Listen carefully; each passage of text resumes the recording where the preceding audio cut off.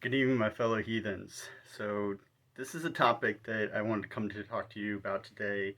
Something that's come up quite a few times in my own personal practice, and I've seen a few posts on it in a couple different heathen groups. Talking about Ragnarok. What is Ragnarok? How do we all see it? Of course, I'm not going to disregard or say that anybody can have their own opinions on it, their own viewpoints.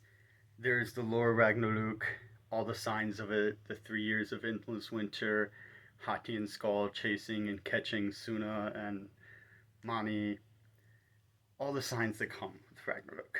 And I'm keeping the signs just kind of basic because this video is more about how I personally see Ragnarok, what will come after it all happens.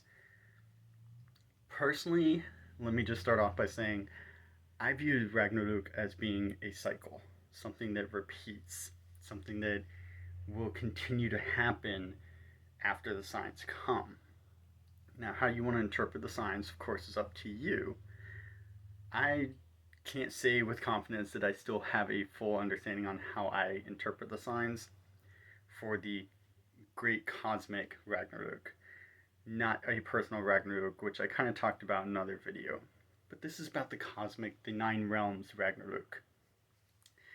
Just going through the lore and explaining why I view it as a cycle and something that repeats, taking in consideration, like I said, the lore, it states that after Ragnarok, the world will begin anew, that some of the gods, Vidar, Magni, and Mani, and other gods will step up and come into power, so to speak, and be the new guiding forces for the realms. However, interestingly enough, I have a very interesting or very unique viewpoint, I should say, on the death of the gods. Personally, I don't view death, even with the gods, as something as we think of it like physical death, that they're just, once they die, that's it, they're gone. I view it as more of a shamanic death, meaning it's a death of an old aspect of the self, but a birth of a new and a renewal of the new. So, how does that all really tie into the great cosmic Ragnarok? Well, if we consider that things will begin anew and that aspect of a shamanic death, I don't see why we couldn't debate or say that maybe that's the symbology of what Ragnarok is. The past being gone and the beginning of a new world, a new way of doing things.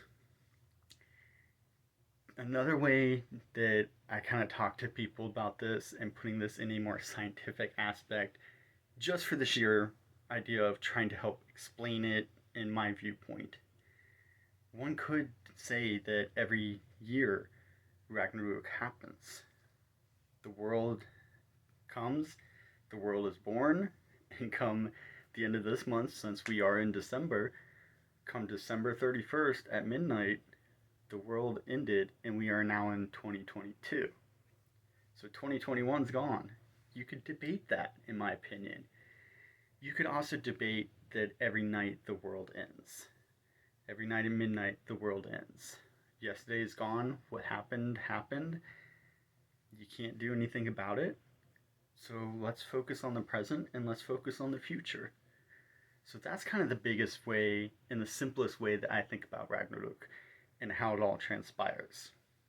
I do also want to add, because there is a lot of debate and discussion about the Rock of True Beings, Loki, Fenrir, Jormungandr, the Jotunar in general. How do they really play in? Surtur, how does he play in? With going with Surtur and tying into a more scientific viewpoint on Ragnarok and the idea of chaos being change, there are wildfires that happen, but those wildfires need to happen. So things need to burn so the old gets burned out so the new can grow. I almost feel that that may be kind of Surtur's role in this whole thing, is burning out the old so the new can come forth. Also, with all the agents of chaos, that they are change, they are growth. Change can't happen with stagnation.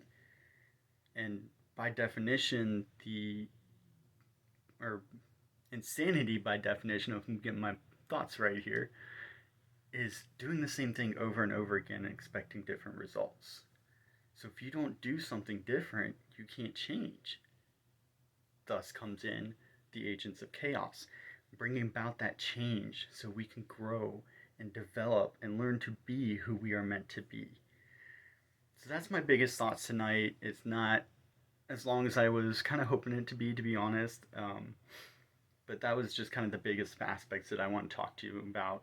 Is I view Ragnarok as being a cycle, and going back to the lore, different sources. There's one source that mentioned about how Odin takes two human souls and hides them in Yggdrasil so they can be safe.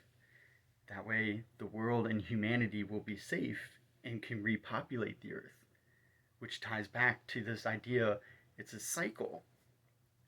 A lot of us in this day and age look at the linear calendar, the Gregorian calendar, because that's what we use. But if you look at a lot of older civilizations and beliefs, they use a circular type of calendar, and there's a reason for that, at least in my opinion. Like the Mayan calendar, for a good example, the world shall end in 2021 or 2012, or there's debates on that, and that's why I throw that out there. But it didn't happen in a way of an apocalypse. The world still ended, but my understanding of the Mayan belief and the Aztec belief is that it was the end of one cycle and the beginning of new. So that's how I see Ragnarok, and that's my thoughts on it. So I hope this helps everybody. I hope this helps give people more deeper thoughts and considerations onto what can become from Ragnarok and what can become of us through growth, through change, through chaos. Hope this helps everyone, and I will talk to you later.